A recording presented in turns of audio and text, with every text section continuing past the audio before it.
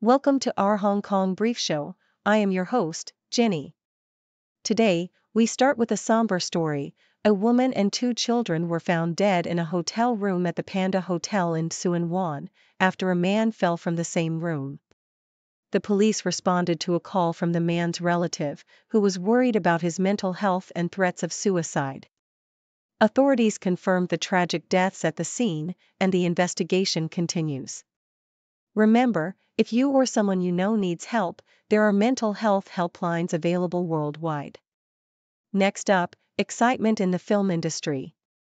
Hong Kong is experiencing a tourism boost thanks to the success of the Japanese hit film Twilight of the Warriors, Walled In.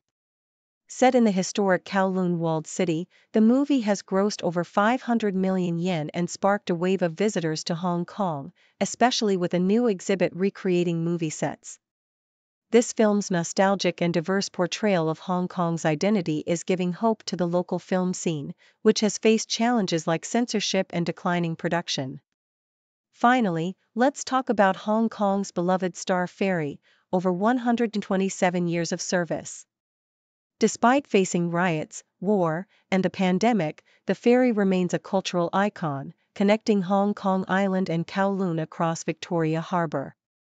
It started as a simple 4 Hong Kong dollars ride and has become a symbol of resilience and community spirit. Its historical journey reflects the city's enduring spirit and the deep bond residents have with this iconic vessel. Please continue to watch for more detailed stories.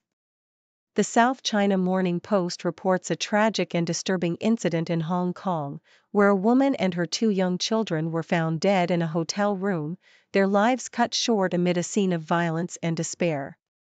The man responsible, whose relationship to the victims remains unclear, fell from the Panda Hotel after police responded to a distress call from a worried relative.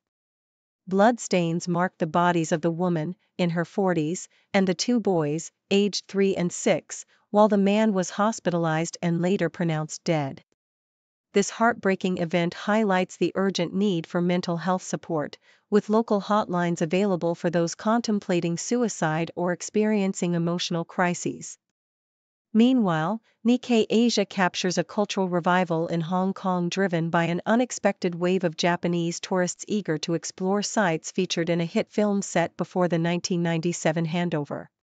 The movie, Twilight of the Warriors, Walled In, transports viewers to the legendary Kowloon Walled City, a symbol of chaos and resilience, where immigrants and locals banded together against organized crime. Its surprising success in Japan, with screenings expanding from hundreds to over 1,000 venues, sparked a vibrant exhibition at the historic site, drawing fans who see the film as a nostalgic homage to classic kung fu cinema and Hong Kong's unique identity. This cinematic phenomenon not only boosts tourism but also rekindles pride in Hong Kong's rich cultural heritage, demonstrating how storytelling can bridge generations and borders. In CBC's coverage, a serious diplomatic rift emerges as Canadian ministers condemn Hong Kong's recent issuance of arrest warrants and rewards for overseas activists challenging Beijing's authority. The Hong Kong police accuse these individuals of undermining China's sovereignty through activities linked to a self-styled Hong Kong parliament, established abroad, notably in Toronto. Canada's Foreign Affairs and Public Safety ministers denounce these actions as threats to national security and sovereignty, emphasizing the troubling escalation of transnational repression. The bounties offered for information about these activists, some with close ties to Canada, are seen as a dangerous extension of China's influence, with online amplification revealing a disturbing pattern of authoritarian overreach that challenges international norms and freedoms.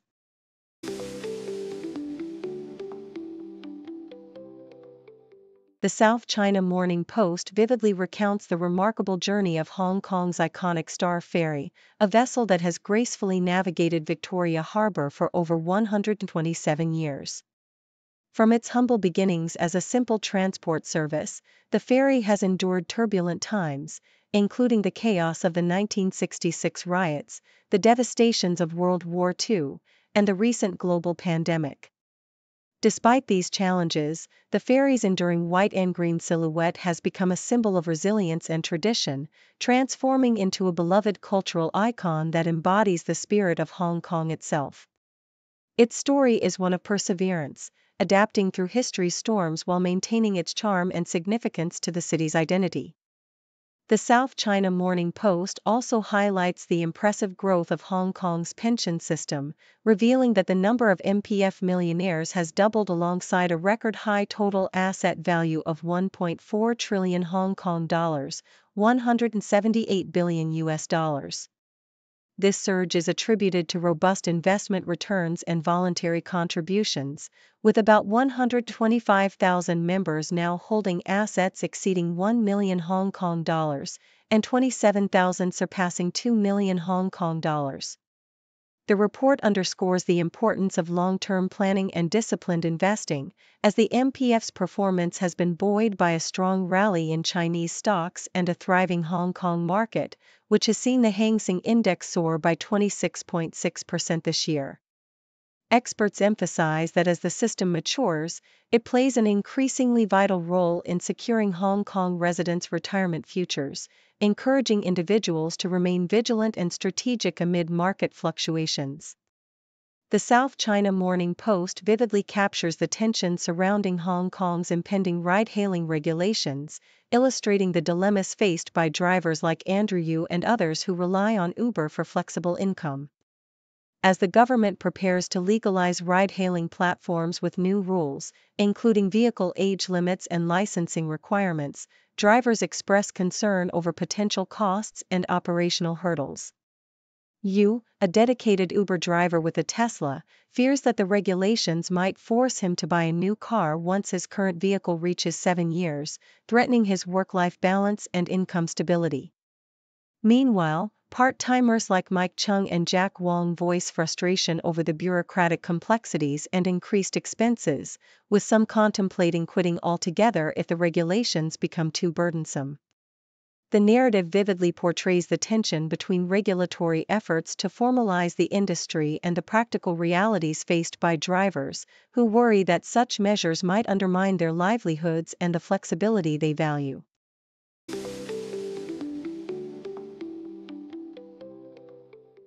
South China Morning Post introduces us to Kim Shui, a dynamic Chinese-American fashion designer whose multicultural background and bold aesthetic have garnered international acclaim.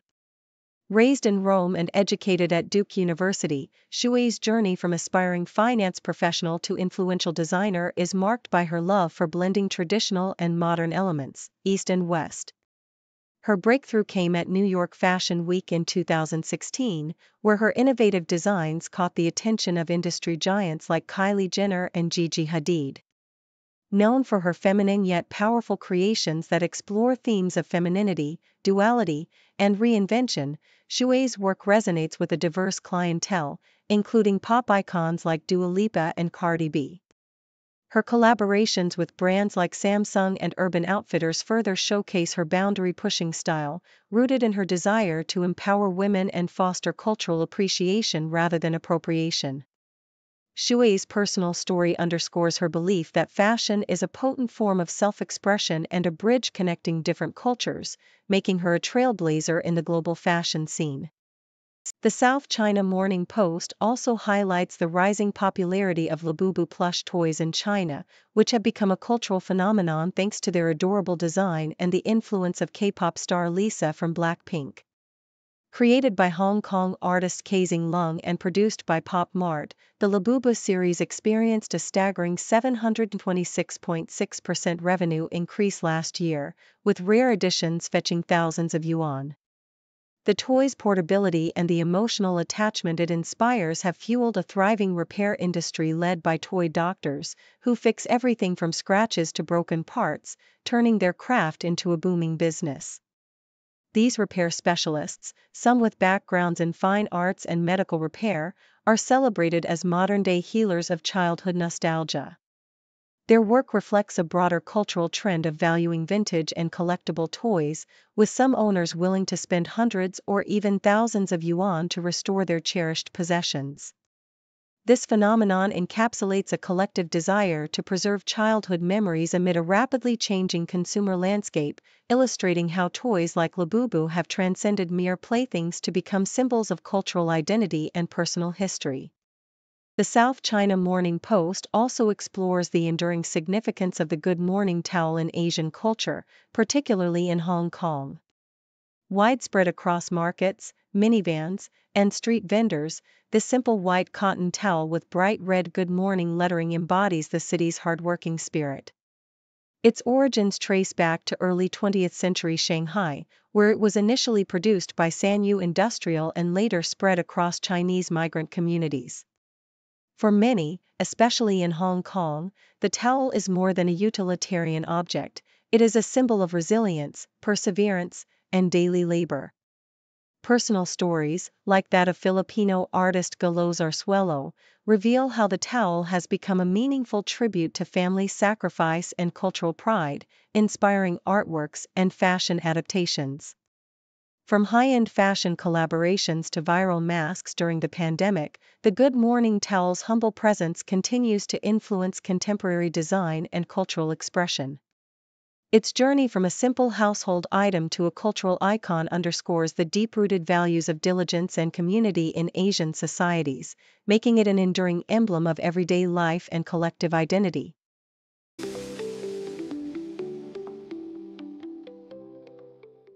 According to the South China Morning Post, Alexander Pato, the former AC Milan star, reflects on his time in China as one of the most pivotal chapters of his life, highlighting the deep affection he still holds for the country and its football culture. During his 2 seasons with Tianjin Quanjian, Pato experienced the Chinese Super League's rapid growth firsthand, witnessing talented Chinese players like Wu Lei make strides into European football. Now serving as a Milan ambassador, he emphasizes the importance of fostering international links, such as exchanges between Chinese clubs and European or South American teams, to nurture young talent and elevate the sports level in China. Pato advocates for a shift in grassroots approach, urging the Chinese Football Association to prioritize cultural and mindset changes over mere financial investment, believing that such a transformation could help China qualify for future World Cups, a dream he passionately supports. The South China Morning Post also explores the enduring cultural influence of Sanrio's iconic characters, especially Hello Kitty and Kuromi, on fans across generations. Joy C., a young Hong Kong woman, vividly recalls her childhood obsession with Kuromi, whose punk-inspired aesthetic resonated with her early 2000s rebellious spirit, and continues to collect her merchandise as an adult. Meanwhile, Bonnie Wan, now 65, reminisces about her first encounter with Hello Kitty, appreciating her simple, expressionless face that allows fans to project their own emotions. These characters transcend mere toys, they embody a form of self-expression and cultural identity, particularly in Hong Kong, where plush accessories and character-themed items serve as outlets for individuality within society's pragmatic framework. Sanrio's strategic collaborations and nostalgic campaigns sustain their relevance, reinforcing that these characters are more than cute icons, they are powerful symbols of personal and collective identity. The South China Morning Post further details the latest trends in summer beauty essentials, emphasizing lightweight, hydrating products suited for sunny days.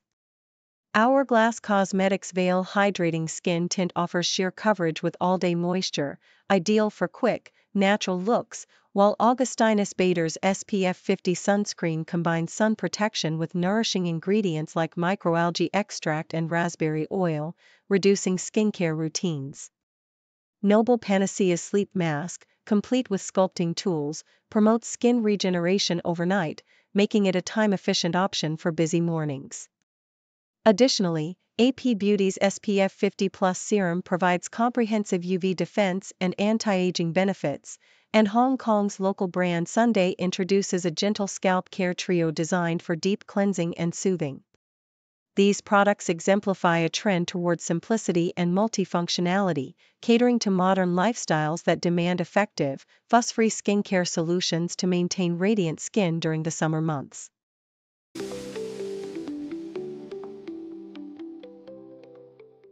The Toronto Star reports on Canada's firm stance against China's controversial national security law in Hong Kong.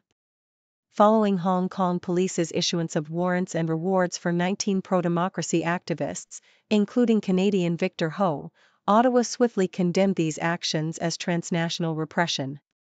The Canadian government, through Foreign Minister Anita Anand and Public Safety Minister Giri Anandasangari, emphasized that they would not tolerate Hong Kong's efforts to target its citizens abroad, highlighting that some of those targeted, such as Ho, are Canadian residents.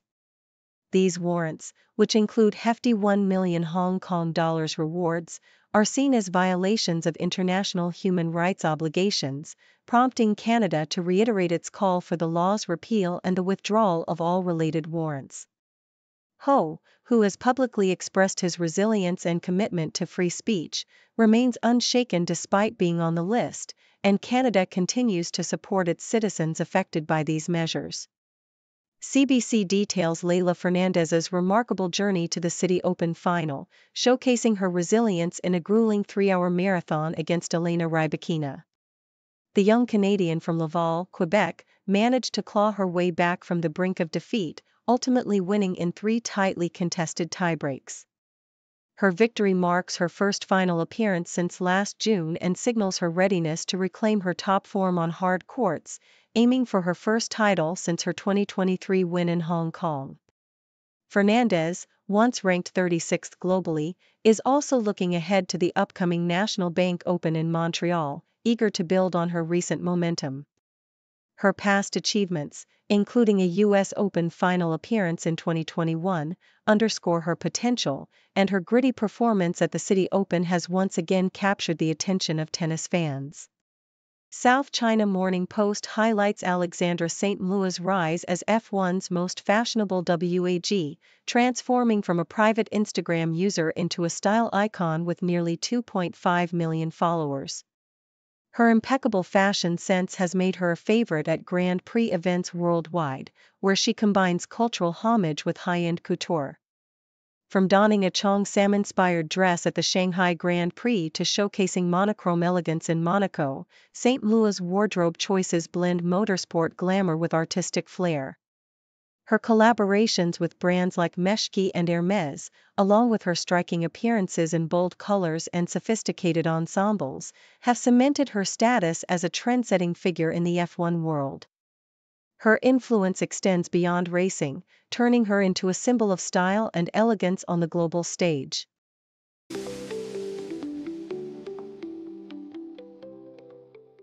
Thank you for tuning in. The content above showcases the latest briefing reports and analytical synopses, thoughtfully curated by the 6Do team. These insights stem from a wide array of reputable media outlets, think tanks, government sources, and specialized experts worldwide. We encourage you to explore these sources for a comprehensive perspective. Keep in mind that while the content may not always align with the official standpoint of 6Do Brief, it's not meant to be taken as absolute directives for decision-making. Comprising seasoned media professionals, learned scholars, and accomplished scientists, the 6Do team embodies a trailblazing, fully independent media entity. To customize 6Do Brief to meet your professional needs, you have the option to subscribe to a diverse array of briefings on our website, 6dobrief.com. Regardless of your location, you can conveniently receive 6Do Brief via email. Turn the lights on screen. What's the latest scene? Just you and me, laugh and disagree. On the couch we sit, talk about the hits, news and bits, chat through all the fits. 6-degree chess, gotta talk about that. Like crazy chat,